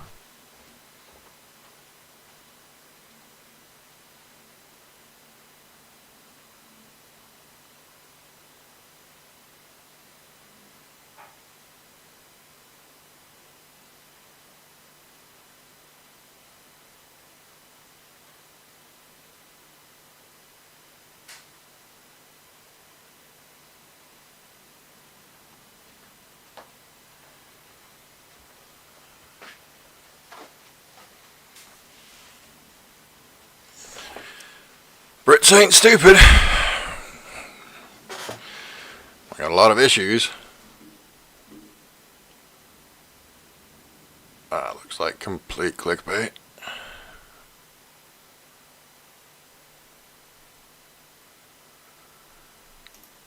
At some point, we are really going to have to question this Labour government that Keir Starmer is running, and maybe the whole of the Labour Party, when we have suspended Labour councillor Ricky Jones facing trial later this year for encouraging violent disorder. Keir Starmer's already had one minister resign because she had a fraud conviction. They've now had 11 Labour councillors suspended over offensive WhatsApp messages. One of their policies, such as the VAT on school fees, is now going to cost over £8,000 to the taxpayer because the local authorities can't find school places for those children. And to top all of that off, the business secretary is now accused of acting as a solicitor when he was not in fact a solicitor, which, if that's the case, would be a criminal offence. So I'll talk about a few of those in this video, but first of all, you know the drill. If you're not subscribed yet, please do that. About half of you don't, and I'd really like it if you did. That helps my channel grow, and it helps YouTube spread my channel to a wider audience. So where do we start? Let's start with the VAT on school fees, and I'll come back to the business secretary later in the video. Please stick around for that. But I hate to say I told you so, but in many cases, this is going to cost the taxpayer more money than they ever could have hoped to raise.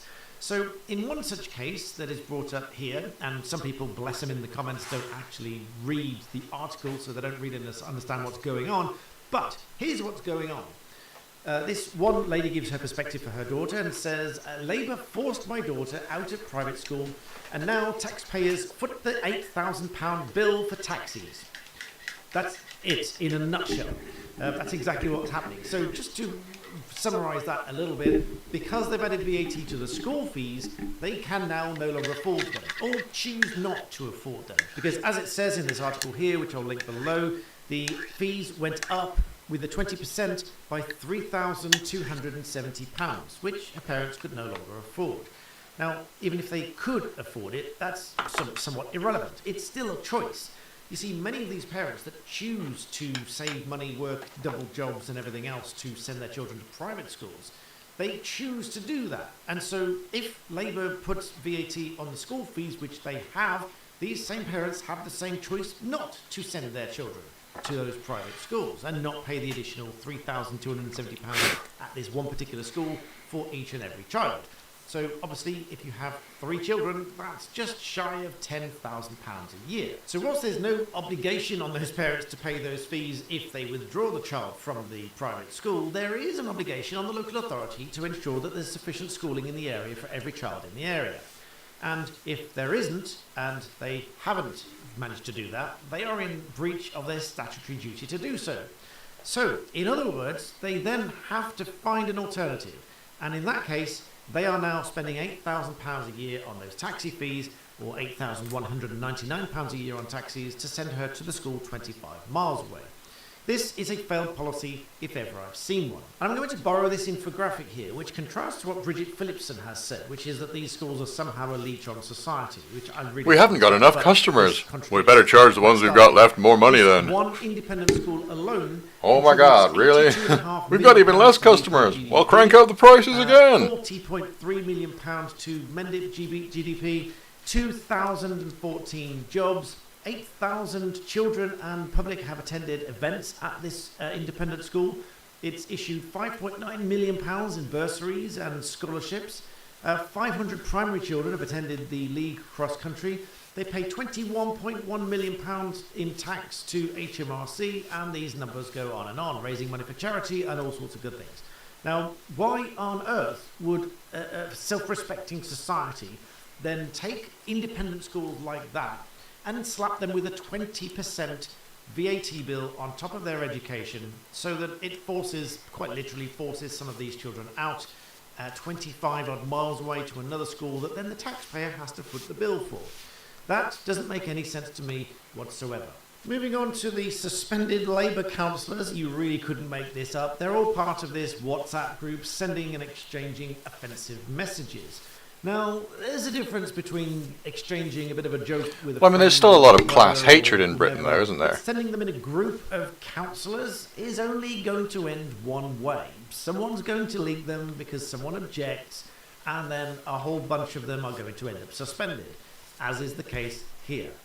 Now, 11 councillors in Greater Manchester. Now, how far does this spread, really? Because this is one group of WhatsApp councillors in Greater Manchester, let alone other parts of the country. This might prompt others to come forward and share their views on these private messages, or so-called private messages that have been sent. So apparently this group has already led to 2 Labour MPs being suspended in the region. The MP for Gordon and Denton, Andrew Gwynn, was suspended on Saturday, admitting that he'd made badly misjudged comments. He was also sacked as a health minister. Burnley MP Oliver Ryan was then suspended on Monday, saying that he'd made comments which he deeply regrets. And then the list goes on. The BBC reports that the following councillors are suspended from Labour. Councillor Claire Reid, Jack Naylor, George Newton, Vincent Ritchie, Charlotte Martin, etc. 11 councillors, all from the same area, all from the same... Are they the source of the problem, or are they just the scapegoats? Until somebody blew the whistle and let everybody else know what... Because normally it's the people who are like causing problems for the party that are gotten rid of, or the company, not the people who are causing the actual problems for the customers or the citizens. Going on all over the country. So this may well hint others to come forward if they've exchanged those messages and they object to them, because after all, we should protect whistleblowers when they call out wrongdoing, and this is wrongdoing if ever you've seen it, whether they call it badly misjudged, comments that they deeply regret, or otherwise. It's something that really reflects how they really think. But now we come to the big sting of the day, Jonathan Reynolds being accused of what would ordinarily be considered a crime, which, as Robert Jenrick puts it, as former Director of Public Prosecutions, Keir Starmer should recognise criminal conduct when he sees it. More about that in a moment, don't go away. On another note for a moment, let me ask you this. Would you allow a complete stranger to access your laptop whilst your browser is logged into your email and your banking and perhaps other apps? Well, of course not. However, let me explain this. When you log into those things, the browser creates what we call a cookie. It's a small file saving all of the login and... Yeah, and it's sent over HTTPS and it's encrypted anyway, so... etc. Now, if someone got hold of that cookie, they can pretend to be your browser, and they will take over that session, as we call it, that is logged into all of those things on your browser, and that is called session hijacking. I just read about some YouTubers And the that VPN launched won't help with entire that. YouTube accounts with hundreds of thousands of subscribers to one of these session hijacking. And that is where a partner to my channel, NordVPN, comes Yeah, in. because yeah, with VPN thought so. NordVPN, when you Won't access help with websites, cookie it hijacking will try at to all. download files that contain these hacking malicious softwares that try to access the session cookies and IDs. They try to take over your session, but NordVPN prevents you from doing so.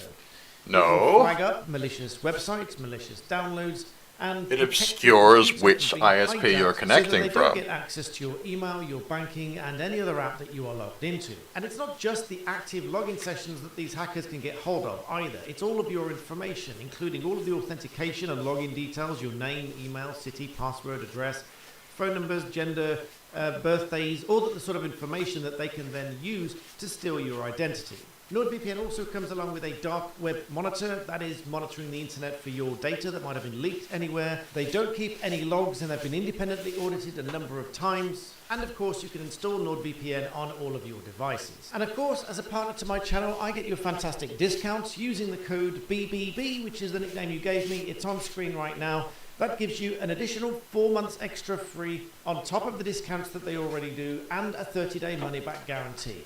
So just use the code BBB at the checkout and it will give you 4 months extra free, and you'll have the peace of mind knowing that when you next click a link, your email, your bank and everything else are not at risk. So check out NordVPN today, linked below for that peace of mind. So back to Jonathan Reynolds, and as Robert Jenrick said, there's always... If anything that he said had been true, post maybe it would here, give you some Jonathan peace of Reynolds mind. saying, though, quote, though further to that last tweet, personally, I find Well, I mean, being some an of it was MP kind better of. for work-life balance than being a solicitor and a counsellor.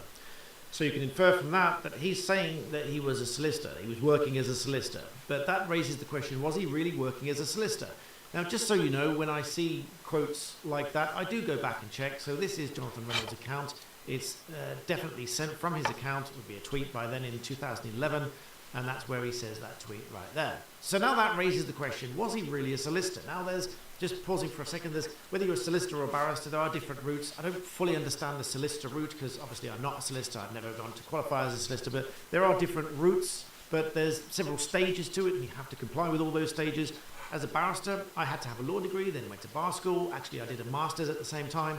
And then you do pupillage and, or in between, once you've qualified, you call to the bar, then you do pupillage, and then you can practice as a barrister. But if you qualify but you don't do pupillage, you are an unregistered barrister. So you cannot hold yourself out as a barrister, you cannot offer services as a barrister, and to do so would still be a criminal offence, even if you're qualified as a barrister but not authorised to practice as a barrister. Hopefully that makes sense. So the same, I think, applies very broadly to solicitors. You cannot hold yourself out as a solicitor unless, in fact, you are a solicitor on the roll of solicitors.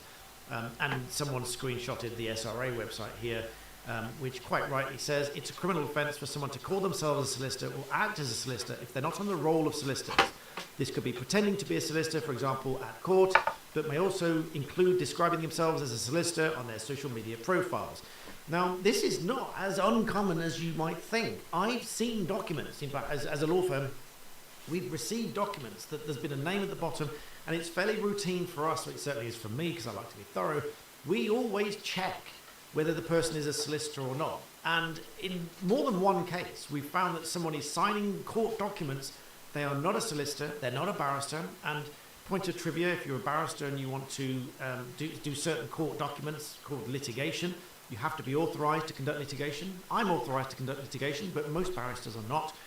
My firm is also authorised to conduct litigation. Solicitors by default are authorised to conduct litigation because it's normally solicitors that do the litigation and it's not normally barristers that do litigation. We do advocacy and advice and representation and so on. So there's a whole few things going on there. And so even the conduct of litigation itself would be an offence under the Legal Services Act if you are carrying out a reserved legal activity without being qualified and authorised to do so. And there is a difference. You can be qualified but not authorised to do so. So if you are holding yourself out as a solicitor, and that includes putting it on your social media profiles if you're not, then that would be a criminal offence. Likewise, barrister. I've had clients of mine who've come for advice from me, and the first bit of my advice to them has been, you probably have a claim against this individual because this individual is not a barrister. They gave you advice that made it look like they were a barrister, and you believe they were a barrister, and therefore that could amount to an offence, and that the advice was negligent, as it happens. And so I've had to tell them in that situation that they have an alternative cause of action. It's my duty to do that as a barrister, to advise them on that. So that raises this question here. Now, the Telegraph reports here that Jonathan Reynolds has been accused of fabricating his CV. Sounds familiar? After it emerged that he repeatedly described himself as a solicitor despite never qualifying. It says he previously claimed on his website that he worked as a solicitor in Manchester branch of the law firm Addleshaw Goddard before becoming an MP. He also told the Commons in 2014 that he worked as a solicitor in Manchester city centre before switching careers. In fact, he didn't qualify for the title because he never finished his training contract, the Telegraph reports, having quit the course in 2010 to run for Parliament. This means he was never added to the official role of solicitors, regulated by the SRA, a requirement to legally practice in England and Wales. It says he also previously stated in his LinkedIn profile that he was also simultaneously a solicitor and a trainee solicitor between 2009 and 2010, according to screenshots obtained by Guido Fawkes, reported the discrepancies. So this is yet another scandal. This is the business secretary. Right, so for the United 20 Kingdom. past 7. So we have Gotta give that question another marks coat. over Rachel Reeves' CV, who's running the economy. We have question marks over whether the business secretary has wrongly and falsely claimed that he was a solicitor when he wasn't, which would ordinarily be a criminal offence if that's the case. Obviously no finding of facts made in this video. These are reports and I'm reporting on the reports. How very meta. So reportedly, this is an allegation that he's committed a criminal offence by holding out as a solicitor, if in fact he did and if in fact he wasn't. And I know that he did because at least in the post that he did himself, he's referred to being a solicitor. Well, we This just tweet like, by itself I mean, like, may not qualify as holding out because he's referred watch some British stuff and it's just some like heavily nuanced, highly detailed. I don't know what I mean. What's this related to? I mean, okay, so there's someone in government who told a lie. So it's a lot of talk about it, and it doesn't really help anyone with anything. There's a lot of issues like in the world. This is probably not even like. Oh no, it's an hour ago. Okay, so this is current. So try and watch some like British news, and it's just like bog you down in details about some unpleasant stuff that affects what's happening in our lives and in the world. In what way? And what are we encouraged to do about it? Keep calm and carry on. Okay.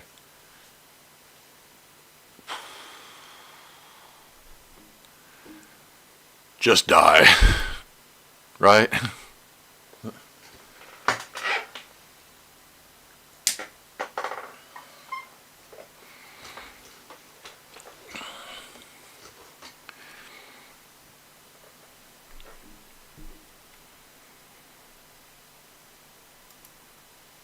Very few stories make me as angry as the topic of today's video, and it all stems around an article that you might have seen in the Telegraph about how the Foreign Secretary, David Lammy, well, he's going to meet with Caribbean leaders to talk about paying reparations from Britain's role in slavery. Now let me tell you this is nothing to do with Britain's role in slavery or reparations, and it is entirely to do with foreign nations trying to plunder Britain and get little handouts. I say little handouts, they're not, and we're going to talk about it. But I will actually go one step further and say that if we're going to talk about reparations, it should be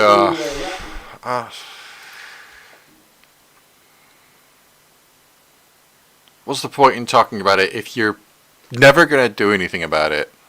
Your only suggestion, like that guy's only suggestion was break the law. I'm not suggesting it, but break the law. Don't pay your taxes. Then they'll listen to us. No, then they'll kill you. With drugs, you know, not physical death. Drug you so you sit on your sofa drooling. Yeah, stop being communist. It's like, well, we beat Hitler, that means we get to take all his stuff, right? Great policies they had over there. Let's put them in place here.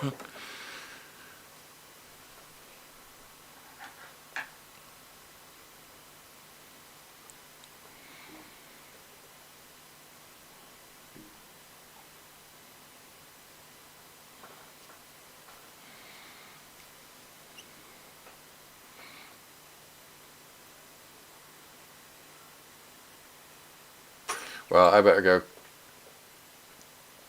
That's sealed up. Go clean the brush and the lone chopstick. Got some white spirit. I need to do dishes as well, so I should probably just stop streaming. Also, before someone sees it and gets like angry at me.